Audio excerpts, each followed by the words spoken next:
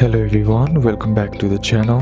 Hope you are doing well and fine, and in today's video I'll be showing you Cricut Design Space how to make text vertical app. So without wasting any time, let's just jump right on the video and make sure to watch this video till the end and follow the steps as well. In the Cricut Design Space, there isn't a built-in vertical or text option, but you can create vertical text using the method, and the method one is to press enter between letters. So head over and open up your Cricut Design, tap on the plus button, and then once you are here, tap on the text, and once you are here, what you need to do is enter with each and every letter.